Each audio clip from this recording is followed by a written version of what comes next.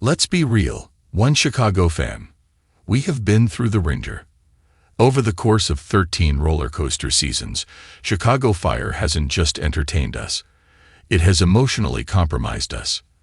We've watched Firehouse 51 transform from a workplace into a family, and like any family, we've had to say some truly heartbreaking goodbyes. But as we gear up for the highly anticipated Season 14, there is a glimmer of hope on the horizon. A theory is bubbling up in the fandom that connects the show's brightest future, Stellaride's baby, with its most nostalgic past. If the writers play their cards right, Kelly Severide and Stella Kidd's new journey into parenthood isn't just about the future. It's the perfect key to unlocking the return of the one character we never stopped missing, Leslie Shea. Grab your favorite comfort snack and let's dive into why Season 14 might just break us all over again, in the best way possible.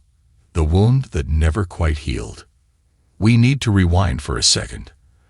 I know, it hurts. But to understand why this theory is so powerful, we have to go back to that moment. Chicago Fire has killed off its fair share of heroes. It's the nature of the beast. First responders risk it all every single shift.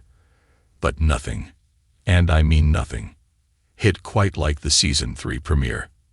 We spent the hiatus after Season 2 panicking because the whole squad was trapped in that building explosion. But when the dust settled, we learned the devastating truth. Leslie Shea was gone. A falling pipe. A traumatic head injury. And just like that, the heart of the firehouse stopped beating. Watching Gabby Dawson desperately try to perform CPR while Severide looked on in shattered disbelief is a scene etched into our collective memories. Shea wasn't just a paramedic. She was the glue. She was Severide's roommate, his best friend, his platonic soulmate. Her death proved that plot armor doesn't exist in the One Chicago universe. While the characters have moved on and found new happiness over the last decade, the ghost of Leslie Shea still lingers in the halls of 51. And now, 11 years later, Severide is finally ready to take the next step in his life. A step he almost took with Shea. Stellaride's bumpy road to parenthood. Let's fast forward to right now. If you watched the Season 13 finale, you are probably still screaming. Kelly Severide and Stella Kidd, our beloved Stellaride. Have had a rough go of it lately. They spent the better part of the season trying to start a family. At first, they thought biology wasn't on their side, so they pivoted to adoption. If you're a parent or have ever wanted to be one, that storyline was gut-wrenching. They were so close to adopting a baby, only to have the biological mother change her mind at the last second. It was a crushing blow that left Severide and Kidd, and all of us watching, feeling defeated. But then, the miracle happened. In the final moments of Season 13, Kidd discovered the impossible. She is pregnant. The joy. The relief. The realization that Severide is going to be a dad. But as the excitement settles, a massive question looms over Season 14. What will they name the baby? The perfect name. Why it has to be Shea. Here is where the magic happens. When Stellaride welcomes their little bundle of joy, likely in the second half of Season 14, they have a massive decision to make. Sure, they could go with a family name from Stella's side, or something modern and trendy. But come on. Kelly Severide naming his firstborn child after his fallen best friend is the emotional payoff we have been waiting over a decade for. Think about the layers here. The best friend bond. Severide and Shea arguably had the best chemistry on the show. They loved each other fiercely. The almost baby. Remember the earlier seasons? Severide and Shea actually considered having a baby together via artificial insemination. They wanted to raise a child together. Naming his child with Stella after Shea feels like fulfilling a promise from a past life. The gender-neutral win. The name Shea, or even Leslie, is perfect because it's gender-neutral. Boy or girl, the name works. Imagine the scene. Stella holding the baby, looking up at Kelly, and whispering, "Welcome to the world, Shay Severate. I'm not crying, you're crying." Opening the door for Lauren German. Okay, let's put our producer hats on for a second. Naming the baby Shay is a beautiful tribute, but could it be more than just a name? Could this actually bring actress Lauren German back to our screens? The answer is a resounding yes.